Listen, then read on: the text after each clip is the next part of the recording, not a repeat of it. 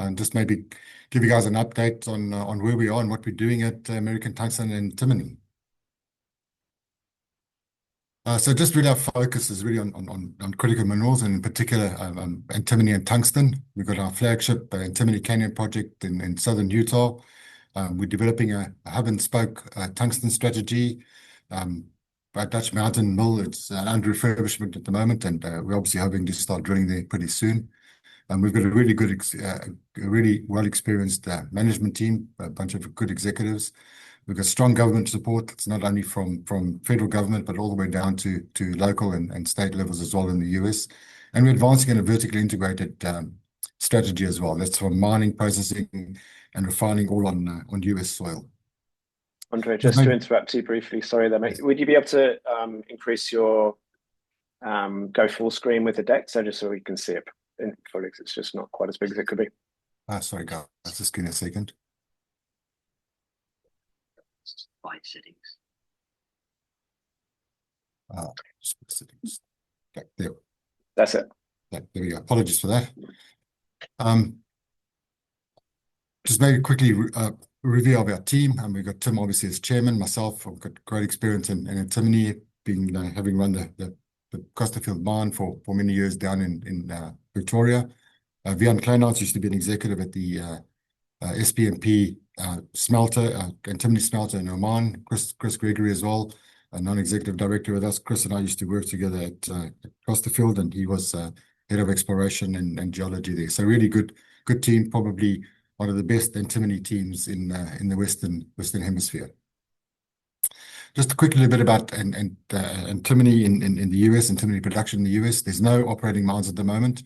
The US imports 100% of its antimony. There's obviously no local production, and this reliance on foreign suppliers for this critical mineral is obviously seen by the US as a national security risk. And we all know that China has implemented export restrictions, and they, as we speak, they're busy tightening those up even more.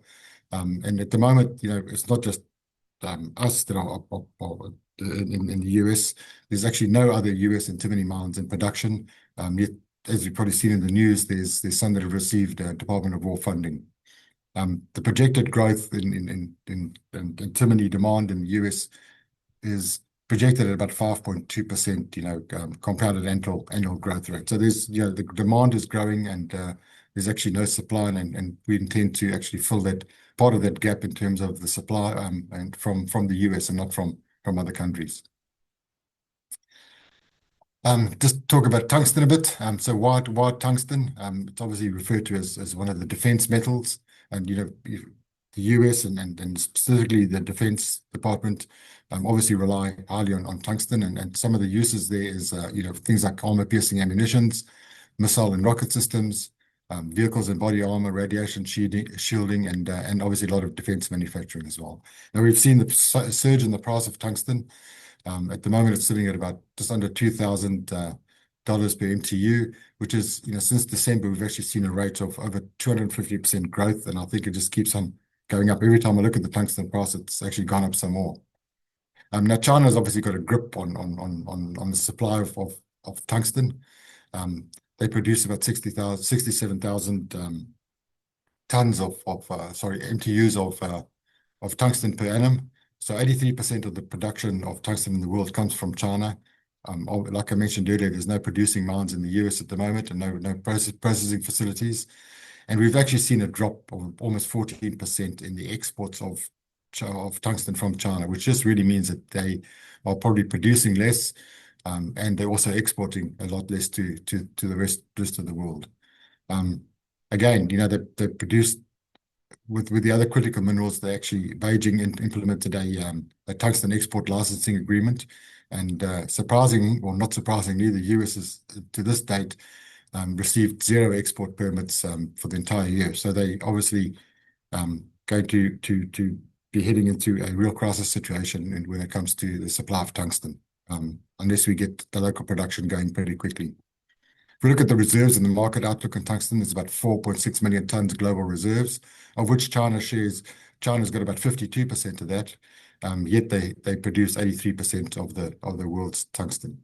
And the projected market for tungsten is close to $10 billion by 2032. So a lot of growth in the demand for tungsten, and we really intend to supply a lot of that tungsten for the US. Talk a bit about Antimony Canyon, which is our flagship project, as well as our tungsten projects. So Antimony Canyon itself is one of the largest undeveloped antimony deposits in the US. To date, we've drilled about 15 holes, and we've had some really high-grade results up to 66% antimony. And we have 20 patented claims, which is really full surface and mineral rights on private land, which really gives us an advantage when it comes to permitting, because it's all state level and not federal level. And as mentioned earlier, we've got a multi-metal strategy, which really advances our development pathway in the US. In terms of tungsten, we've got three district scale projects, which is Tennessee Mountain, Nightingale, and Dutch Mountain. Dutch Mountain is probably our fastest path to US tungsten production, because the mill at Dutch Mountain is a fully permitted mill on private land as well, which again bypasses the federal permitting.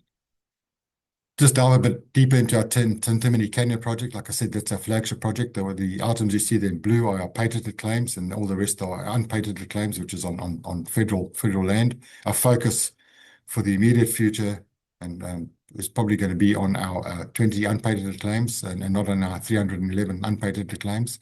We've actually got a drilling campaign in progress at the moment, and like I mentioned before, the first assays have intercepted significant high-grade mineralization.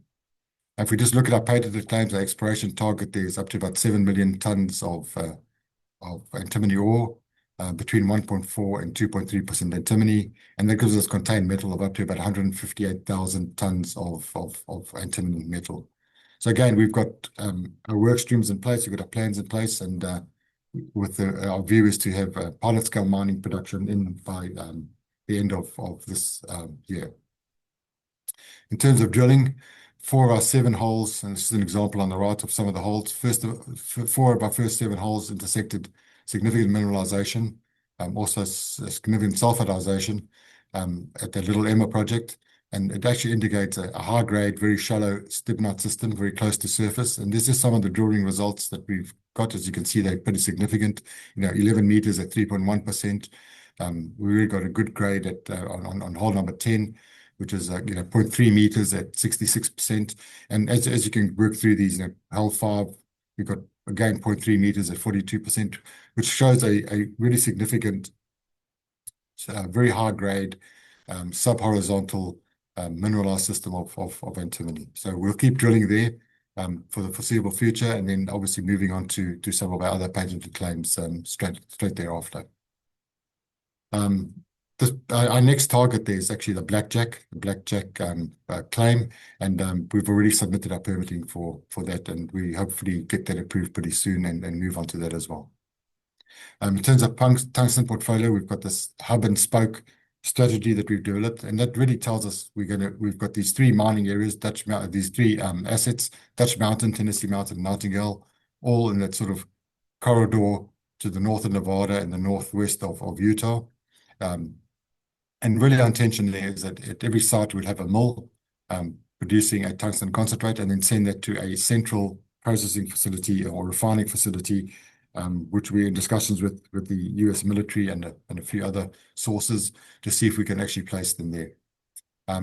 Dutch Mountain itself has got a near-term production pathway, like I said, a permitted mill. Tennessee Mountain is a classic skarn system, historical estimate of over 780,000 tons, grading up to about 0.5% tungsten. And Nightingale, again, a previously mined area. In fact, the Garfield Force mine mined 2,000 tons of antimony before, tungsten before, with high grades up to 1% reported there as well. Quickly, Dutch Mountain. So the 3 key mines, there's Fraction Lode, EHB Lode, and Stardust Mine. Again, very good grades historically. And like I mentioned before, the mill is on private land, so we expect to get permitting for that done and pretty quickly for the restart. We've already started the refurbishment of the mill, and we hope to have that done by the end of the year. And we hope to be drilling pretty soon. We've already submitted our application for a drilling permit at the fraction node, and yeah, we hope to get that approved pretty soon as well. In terms of timelines, this year we're just really Antimony Canyon, Tennessee Mountain and Dutch Mountain. There's going to be exploration drilling. We hope to get a pilot processing in place at Antimony Canyon by the end of this year. I hope to get a mill refurbishment completed and upgraded by the end of this year as well. And then obviously at Tennessee Mountain, some future target generation for drilling as well. Next year, again, carry on with our infill drilling at Antimony Canyon, plant commissioning, and obviously targeting and a mineral resource estimate and a PFS. Same at Dutch Mountain and Tennessee Mountain as well. Again, by early next year, we hope to be doing pilot processing there as well. So maybe just in summary, we've got a critical minerals focus. We really just focusing on antimony and tungsten. All our assets are in the US. We've got to focus on mining in the US and producing in the US. Our permitted infrastructure is there. Our tungsten mill, our patented claims at Antimony Canyon makes it a lot easier for us to get our permits. They're not on federal land. We have a vertically integrated model where we're doing from mine to market. So we're just really mining, processing, and refining as well, with all our products being sold to be sold in the US as well.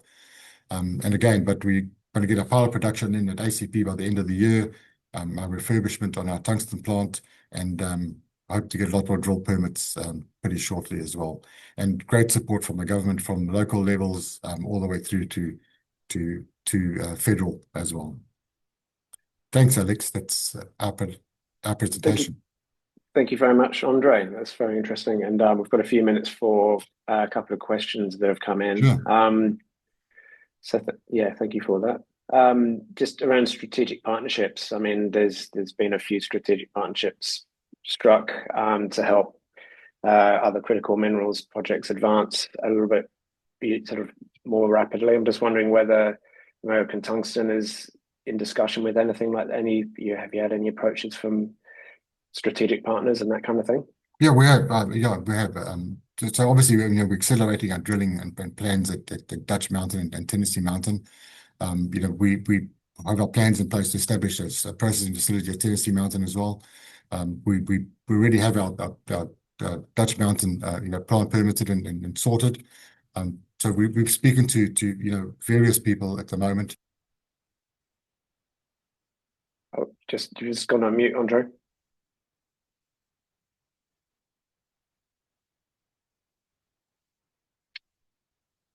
You're just on mute there, Andre. Okay, apologies. You're back. Sorry, we're speaking with local US and antimony and tungsten explorers. Quite a few areas that we could cooperate with them. We're working with several US-based offtake companies as well. Obviously to form some long-term partnerships. We're speaking to the US Army guys at Hawthorne. In fact, I was at a visit there a couple of weeks ago, and mainly not just to contribute to the vault, which is the critical resources, critical minerals reserve, but also as a possible home for our refinery for tungsten. Again, we're talking to the Department of War and Department of Energy to supply them with tungsten and antimony, for military and other uses as well. And we're working with the Utah State as well, with the governor's office, and obviously incentives around our ACP mine and smelter. And hopefully we'll have a big announcement coming out around the 15th of May on that as well with the governor of Utah. And we're also, we're in discussion with some local Australian companies around developing some of our world-class assets. And we also busy evaluating some partnerships with other projects in the Western USA. Excellent. There's plenty in the works there, Andre. Yes, very busy.